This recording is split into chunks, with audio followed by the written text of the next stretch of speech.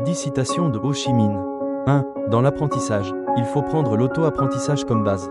2. Écrivez de manière à ce que tout le monde puisse facilement comprendre. 3. Les jeunes doivent avoir à la fois la vertu et le talent. Avoir du talent sans vertu, c'est comme un expert en économie et en finance qui détourne de l'argent. Non seulement il ne contribue pas à la société, mais il lui nuit. Avoir de la vertu sans talent, c'est comme un Bouddha qui ne nuit à personne, mais qui n'apporte rien non plus. 4. Avoir du talent sans vertu rend une personne inutile. Avoir de la vertu sans talent rend toute tâche difficile. 5. Si l'on est faible, il faut étudier, s'efforcer d'apprendre à travailler, apprendre activement des compétences spécialisées. Si l'on ne fait rien parce qu'on est faible, cela ne va pas. Il y a beaucoup de choses que l'on ne sait pas encore. Mais si l'on a la détermination d'apprendre, on finira par les connaître. On les connaîtra certainement. 6. L'élévation du niveau culturel du peuple nous aidera à accélérer la restauration économique et le développement démocratique.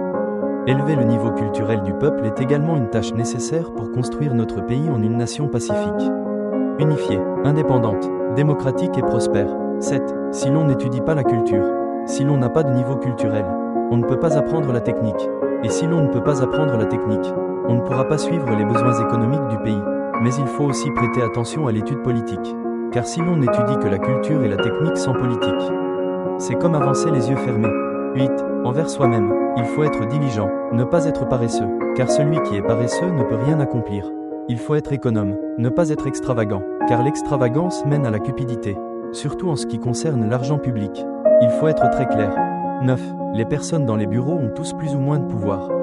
Si l'on ne respecte pas les principes de diligence, économie, intégrité, droiture, on risque de devenir corrompu, de se transformer en un parasite du peuple. 10. Diligence, économie, intégrité sont les racines de la droiture.